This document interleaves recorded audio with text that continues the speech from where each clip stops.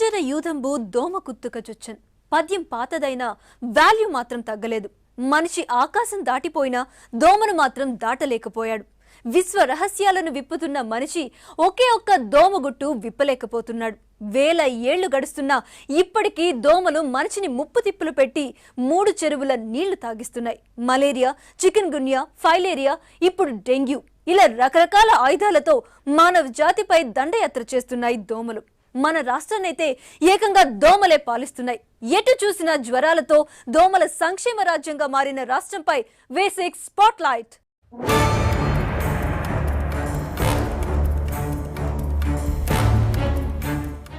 Death fever, dengue రాష్ట్రాన్ని వణికిస్తోంది, జనాన్ని చంపేస్తోంది. సర్కారు నిర్లక్ష్యం, ప్రైవేట్ ఆసుపత్రుల దోపిడీ రెండూ కలిసి ప్రాణాలకు గ్యారంటీ లేకుండా పోయింది. వైరల్ ఫీవర్ స్వైర విహారం చేస్తున్న సర్కారులో కదలిక లేదు. రాష్ట్రంలో దోమలకు ఫుల్ రైట్స్ ఇచ్చేశారు మన నేతలు. దీంతో డెంగ్యూ దెబ్బకు ప్రాణాలు పోగొట్టుకునే వాళ్ల సంఖ్య పెరుగుతోంది. మరోవైపు swine flu, scrub typhus, hanta virus ఇవి కూడా చంపేస్తున్నాయి. సీజన్ మారింది, మాన్సూన్ తెచ్చింది, వర్షాలు కురిశాయి, మనుషులు మునిగిపోతుంటే దోమలు మాత్రం పండగ చేసుకుంటున్నాయి. ఫైనల్ గా రాష్ట్రానికి జ్వరమొచ్చింది. అది కూడా dangerous dengue, break bone fever దీని ఇంకో పేరు. ఇప్పుడు రాష్ట్రంలో ఎక్కడ చూసినా డెంగీ కేసులే. ఒకటిగుడిగా 100కు పైనే ప్రాణాలు గాల్లో కలిసిపోయాయి. కానీ ఇవన్నీ అధికారుల లెక్కల్లో కనిపించవు.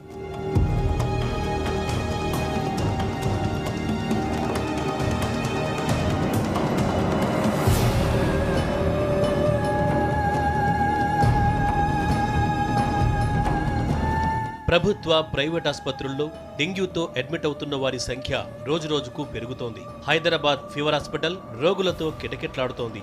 నిమ్స్, గాంధీ, ఉస్మానియా దవాఖానాలు పేషెంట్స్ తో ఫుల్ అయ్యాయి. అధికారిక లెక్కల ప్రకారం హైదరాబాద్లో ఇప్పటి వరకు సుమారు 200 మంది దాకా డెంగ్యూ బారిన పడ్డారు. వారిలో 3 చనిపోయారు. గత ఏడాది కంటే ఈసారి బాధితులు 4 రెట్లు పెరిగారు. అనధికారికంగా హైదరాబాద్లోనే 1000కి పైగా కేసులు నమోదైనట్టు తెలుస్తోంది. ట్విన్ సిటీస్లోని ప్రతి ప్రైవేట్ ఆసుపత్రికి రోజుకు కనీసం 2 డెంగ్యూ కేసులు వస్తున్నాయంటే పరిస్థితిని అర్థం చేసుకోవచ్చు. రంగారెడ్డి జిల్లాలో 120 డెంగీ కేసులు నమోదయ్యాయి.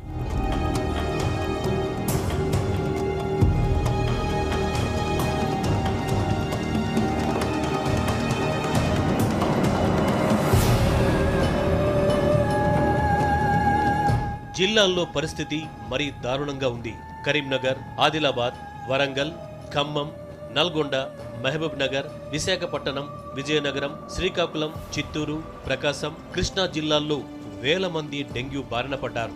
జిల్లాల్లో డెంగ్యూ లక్షణాలతో ఆసుపత్రులకొస్తున్న వారి సంఖ్య రోజురోజుకు పెరుగుతోంది. కానీ రూరల్ ఏరియా పిహెచ్సిల్లో దీనికి సరైన వైద్యం అందడం లేదు. జ్వరం వచ్చిందని వెళితే పారాసెటమాల్ ఇచ్చి చేతులు దులుపుకుంటున్నారు. నీరసంగా ఉందంటే బి కాంప్లెక్స్ ఇంజెక్షన్, సెలైన్ బాటిల్తో సరిపెడుతున్నారు.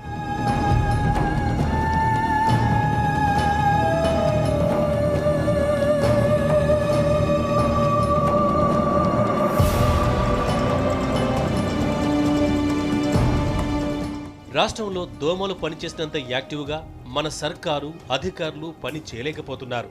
వ్యాధి నివారణ, చికిత్సకు అవసరమైన చర్యలు లేవు. పైగా పరిస్థితి తీవ్రతను దాచే ప్రయత్నం చేస్తోంది. డెంగ్యూ కేసుల్ని తక్కువగా చూపిస్తోంది. ఈ ఏడాది ఇప్పటి వరకు 100 కేసులే కన్ఫర్మ్ అయ్యాయని, ఇంకో 100 అనుమానిత కేసులే అంటోంది మన సర్కార్. వాస్తవం మాత్రం ఇందుకు విరుద్ధంగా ఉంది.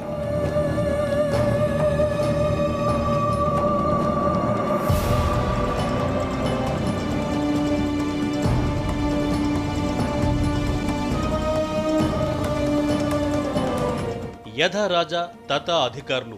మన నేతల్లాగానే అధికారులు కూడా పనిచేయడం మానేశారు. డెంగ్యూ దోమల నివారణకు ఎలాంటి చర్యలు తీసుకోవడం లేదు. ఫాగింగ్, దోమతెరల పంపిణీ, ప్రభుత్వాసుపత్రుల్లో సౌకర్యాలు, వీటిలో ఏ ఒక్కదాన్ని పట్టించుకున్న పాపాన పోలేదు. దోమతెరలిస్తాం తీసుకెళ్లండని కేంద్ర ప్రభుత్వం మొత్తుకుంటున్నా మన వాళ్ళ నుంచి స్పందన లేదు. దీంతో వేల సంఖ్యలో మస్కిటో నెట్స్ వృధాగా మూలుగుతున్నాయి.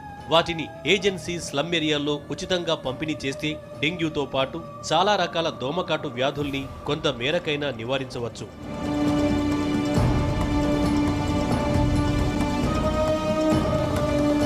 పారిశుధ్యాన్ని సరిగా పట్టించుకుంటే డెంగీ ఇంతగా విజృంభించేది కాదు.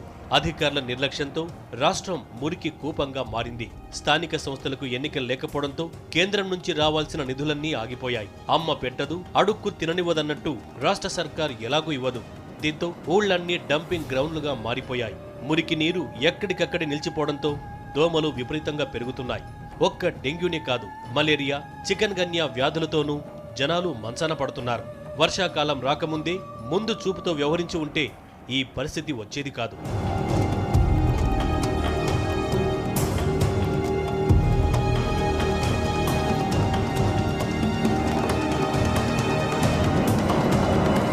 సామాన్య ప్రజలే కాదు, వీఐపీలకు కూడా డెంగ్యూ బాధ తప్పలేదు. ఫేమస్ బాలీవుడ్ డైరెక్టర్ యశ్ చోప్రా డెంగ్యూతో చనిపోయారు. జ్వరం తీవ్రం కావడం, వృద్ధాప్యం తోడు కావడంతో యశ్ కన్నుమూశారు. ఇక సైబరాబాద్ కమిషనర్ ద్వారకా తిరుమలరావు కూడా డెంగ్యూ బాధితుల లిస్టులో చేరారు. రాష్ట్రంలో నీలం తుపాన్ కారణంగా వర్షాలు భారీగా కురుస్తుండటంతో డెంగ్యూ ప్రభావం మరింత పెరుగుతోంది. డెంగ్యూ జ్వరానికి శతాబ్దాల చరిత్ర ఉంది. డెంగ్యూలో 3 దశలుంటాయి. రోగి లక్షణాలను బట్టి డెంగ్యూను అంచనా వేస్తారు. దోమకాటుతో వచ్చే ఈ ఫీవర్ మామూలు జ్వరం లాంటిదే, కానీ నిర్లక్ష్యం చేస్తే ప్రాణాలు పోయే ఛాన్స్ ఉంది. సెకండ్ వరల్డ్ వార్ తరువాత డెంగ్యూ ప్రపంచమంతా విస్తరించింది. దాదాపు 100 దేశాలను అల్లాడిస్తోంది.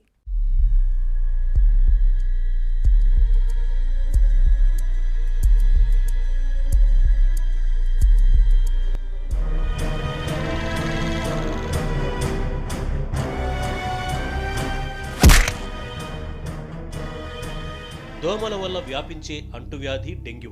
ఫ్లావీ వైరస్తో వచ్చే ఈ జ్వరం ఆఫ్రికా, మధ్య ఆసియా దేశాల నుంచి ప్రపంచం మొత్తం వ్యాపించింది.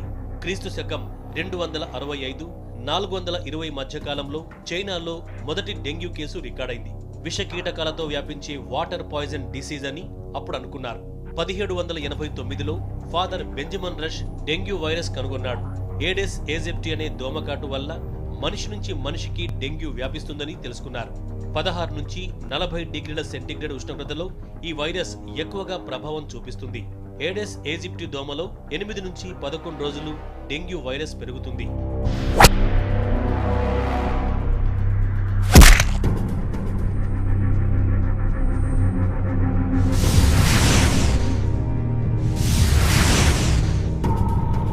మూడు వారాలు బతికే ఈజిప్టి దోమ చచ్చే వరకు కుడుతూనే వైరస్ను వ్యాప్తి చేస్తుంది. ఏటా దాదాపు 10 కోట్ల మంది డెంగ్యూ బారిన పడుతున్నారు. ఇండియాలో మొదటిసారి 1960లో దీన్ని గుర్తించారు. ఢిల్లీ, ఉత్తరప్రదేశ్లో దీని ప్రభావం ఎక్కువ. అపరిశుభ్రత, నీటి కుంటలు, అధిక జనాభా, చెత్తా చెదారంతో ఉండే ప్రాంతాల్లో ఈ దోమ ఎక్కువగా ఉంటుంది. రాత్రిపూట ఇళ్లలోకి చేరి దాక్కునే ఏడెస్ ఈజిప్టి దోమ పగలు మనుషుల్ని కుడుతుంది. ముఖ్యంగా సాయంత్రం 5-6 గంటల మధ్య అటాక్ చేస్తుంది. వైరస్ కారక దోమ కుట్టిన తర్వాత వ్యాధి రావడానికి 2 రోజులు పడుతుంది. వ్యాధి సోకిన తర్వాత 3 రోజుల పాటు వైరస్ క్రిములు రోగి శరీరంలో ఉంటాయి. దోమకాటుతో పాటు రక్త మార్పిడితో కూడా డెంగ్యూ వస్తుంది. తల్లి నుంచి గర్భంలో ఉన్న బిడ్డకు సోకే అవకాశాలు ఉన్నాయి. స్త్రీలు, పిల్లల్ని ఈ వైరస్ ఎక్కువగా అటాక్ చేస్తుంది. దీర్ఘకాలిక వ్యాధిగ్రస్తులు, డయాబెటీస్, అస్తమా పేషెంట్స్ పై డెంగ్యూ త్వరగా అటాక్ చేస్తుంది.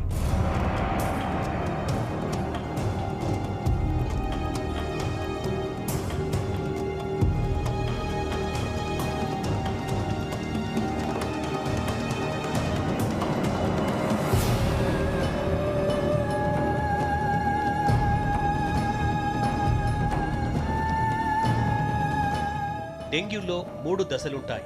చాలా మంది మొదటి దశ నుంచే కోలుకుంటారు. కొంతమంది 2-3 దశలకు పోతారు. ఈ స్టేజ్లు చాలా డేంజర్. రోగి చనిపోయే ప్రమాదం ఉంటుంది.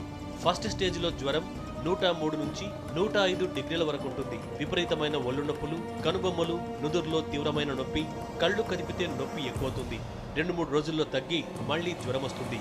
ఎముక విరిగినప్పుడు ఎలా ఉంటుందో అలాంటి నొప్పులుంటాయి. అందుకే డెంగీని బ్రేక్ బోన్ ఫీవర్ అని కూడా అంటారు.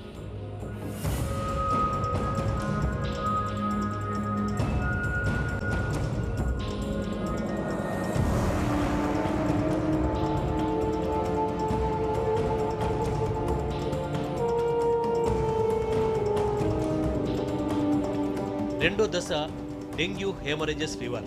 వ్యాధి సోకిన 2 నుంచి 5 రోజుల్లోపు నిర్ధారించుకుని చికిత్స తీసుకోవాలి. డెంగ్యూ అటాక్ అయిన 4వ రోజు నుంచి చేతులు, పొట్ట, కాళ్లపై ఎర్రటి దద్దుర్లు కనిపిస్తాయి. ముఖం కందినట్లుంటుంది. ఎర్రటి మచ్చల మీద ఒత్తితే ఫేడవుతాయి. వాటి నుంచి రక్తం కారుతుంది. దురదగా ఉంటుంది. పళ్ళు, చిగుళ్ళు, ముక్కు నరాలు, మూత్రం నుంచి రక్తం కారుతుంది. రక్తం చిక్కబడడం, కిడ్నీ ఫెయిల్యూర్తో రోగి కండిషన్ సీరియస్ అవుతుంది.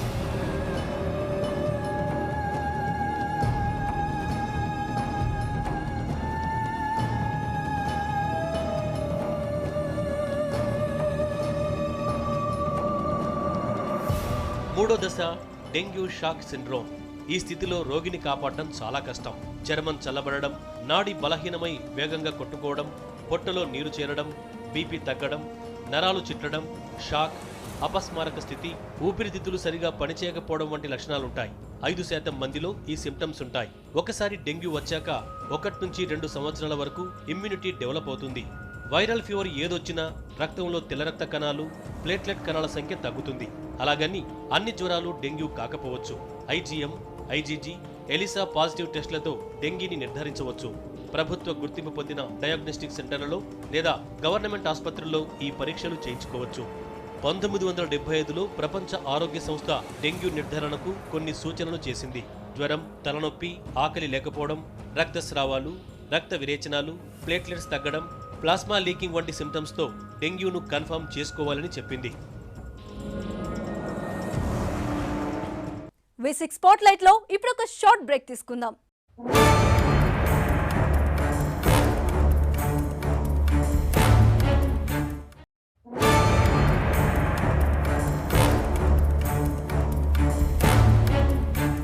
Welcome back to V6 spotlight.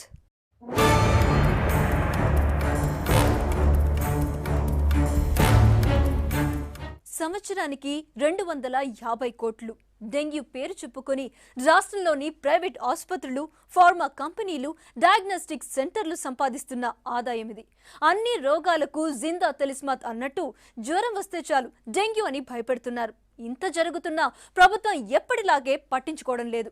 అలాగని సర్కారీ హాస్పిటల్స్ లో కనీసం సౌకర్యాలైనా ఉంటాయంటే అది లేదు. ఆరోగ్యశ్రీ లిస్టులోనూ డెంగ్యూ కనిపించదు.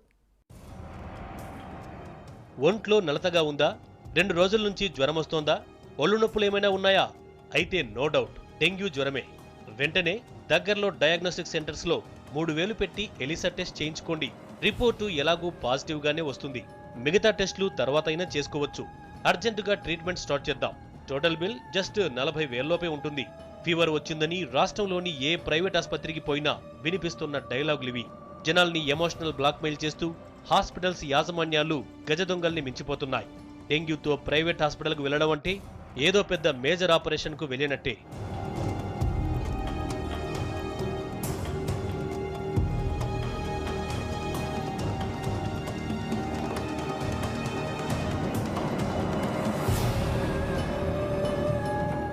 డెంగ్యూ పేరు చెప్పి ప్రైవేట్ ఆసుపత్రులు, డయాగ్నోస్టిక్ సెంటర్స్ అందిన కాడికి దోచుకుంటున్నాయి. డెంగీ టెస్టుల కోసం క్లినికల్ ల్యాబ్లకు సిఫార్సులు చేస్తూ బ్లడ్, హిమోగ్లోబిన్ శాతం, red blood cells, white blood cells, platelets count అంటూ పరీక్షలు రాస్తున్నారు. వీటన్నింటికీ 2-3 వేల దాకా అవుతుంది. ఇంత చేస్తే అసలు రోగమేంటో కూడా కొందరు చెప్పడం లేదు. చిన్నాసుపత్రుల్లో అయితే అప్పటికప్పుడు రక్తం ఎక్కించాలంటూ భయపెడుతున్నారు. కార్పొరేట్ హాస్పిటల్స్ లో డెంగీతో పాటు రకరకాల జ్వరాలకు పరీక్షలు నిర్వహించాలంటూ కనీసం వారం ఇన్పేషెంట్ గా ఉంచుకుంటున్నారు. కాస్త జ్వరమో, కళ్లమంటో అని ఆసుపత్రికి వెళ్తే చాలు కనీసం 10,000 బిల్లు వేసి చేతిలో పెడుతున్నారు.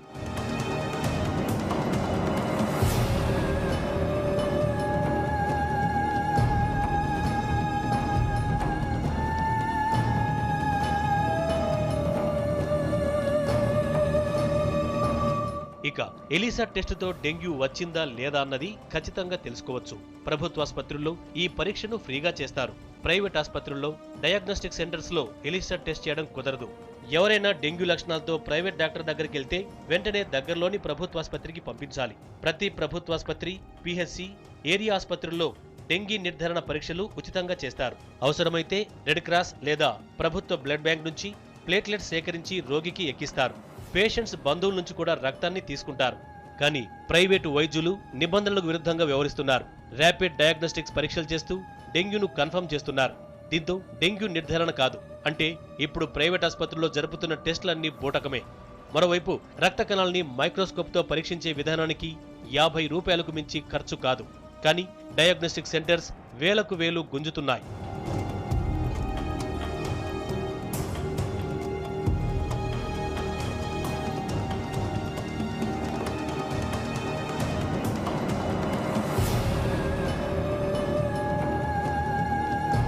ఓవైపు రాష్ట్రమంతా డెంగ్యూ డేంజర్ సైరన్ మోగుతుంటే ప్రభుత్వం ఎప్పట్లాగే మొద్దు నిద్రపోతోంది. ప్రైవేట్ ఆసుపత్రులు, డయాగ్నోస్టిక్ సెంటర్స్ దోపిడీని ఆపడానికి కనీసం ప్రయత్నం కూడా చేయడం లేదు. ఎలిసా టెస్ట్ చేయడానికి కొన్ని జిల్లా ఆసుపత్రుల్లోనూ సరైన సౌకర్యాలే లేవు. ప్రభుత్వం ఇస్తామన్న డెంగ్యూ కిట్ల జాడే లేదు. దీంతో అనివార్యంగా జనం ప్రైవేట్ డయాగ్నోస్టిక్ సెంటర్స్ ను ఆశ్రయిస్తున్నారు. మరోవైపు డెంగ్యూ విషయంలో ప్రభుత్వ వైఖరి అనుమానాలకు కారణమవుతోంది. డెంగ్యూ నార్మల్ ఫీవర్ అని చెబుతున్న వైద్యాధికారులు మరణాలపై మాత్రం మాట్లాడడం లేదు.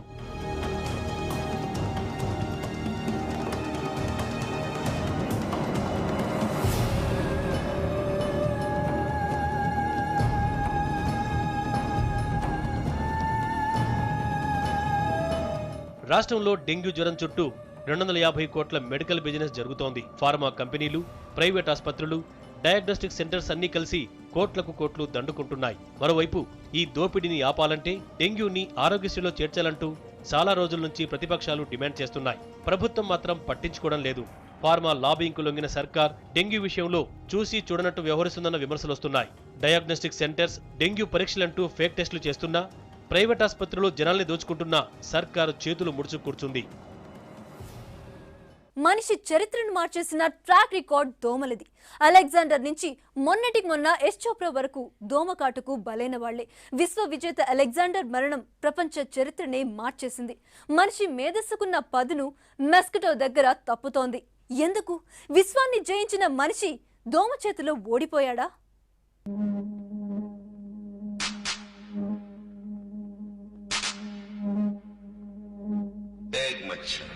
एक मच्छर साला आदमी को हिजड़ा बना देता है। एक खटमल पूरी रात को अपाहिज कर देता है। साला एक मच्छर आदमी को हिजड़ा बना देता है।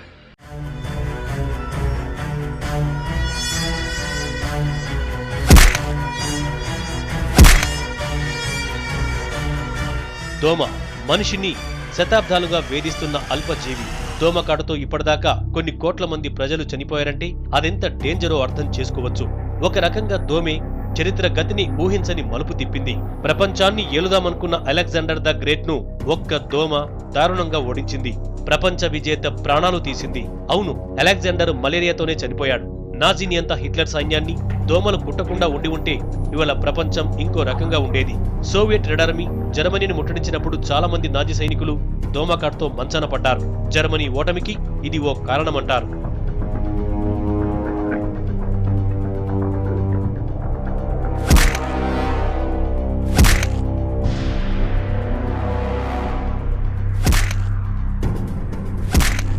ప్రపంచంలో చాలా దేశాల్లో దోమలున్నాయి. భౌగోళిక పరిస్థితుల కారణంగా కొన్ని దేశాల్లో ఇవి కనిపించవు. మనుషుల రక్తాన్ని తాగేవి ఆడదోమలే. మగ మస్కిటోస్ ప్యూర్ వెజిటేరియన్స్. చెట్ల బెరళ్ల మీద ఉండే జిగురు తాగి అవి బతుకుతాయి.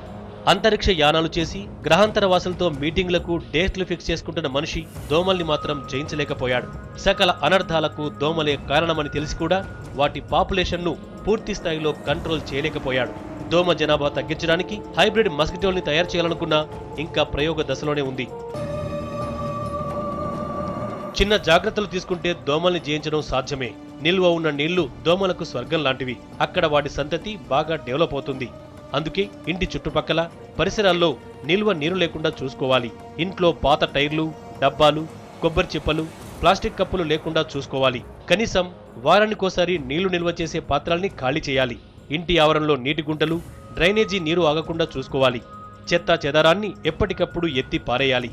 మలాథియన్, కిరోసిన్, బ్లీచింగ్ పౌడర్ చల్లడం ద్వారా దోమల్ని దూరంగా తరిమేయవచ్చు.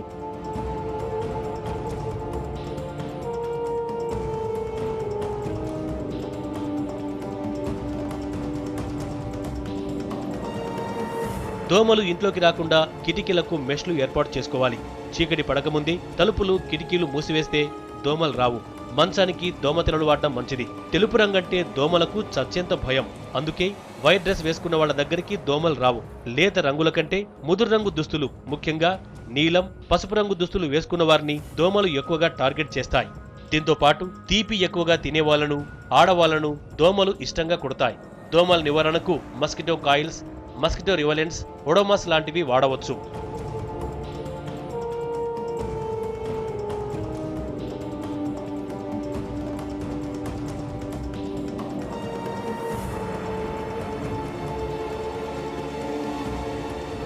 ప్రపంచాన్ని వణికిస్తున్న డెంగ్యూకు చెక్ పెట్టడానికి విస్తృతంగా పరిశోధనలు జరుగుతున్నాయి. ఈ విషయంలో సైంటిస్టులు కొంతవరకు విజయం సాధించారు. డెంగ్యూ వైరస్ కు సహకరిస్తున్న కణాల గుట్టును పారిస్ టైబ్రాట్ varsity pathology and virology institute first year Salk institute కు చెందిన పరిశోధకులు తెలుసుకున్నారు. టిమ్టామ్ కుటుంబానికి చెందిన కణగ్రాహకాలు డెంగ్యూ వైరస్ మన కణంలోకి చొచ్చుకుపోవడంలో హెల్ప్ చేస్తాయి. ఈ 2 కణగ్రాహకాలు ఆరోగ్యవంతమైన కణాల్ని కూడా సులభంగా డెంగ్యూ బారిన పడేలా చేస్తాయట. వీటి పనితీరును అడ్డుకునే యాంటీబయాటిక్ సాయంతో డెంగ్యూను సమర్థంగా నిరోధించవచ్చని వారి ప్రయోగాల్లో తేలింది.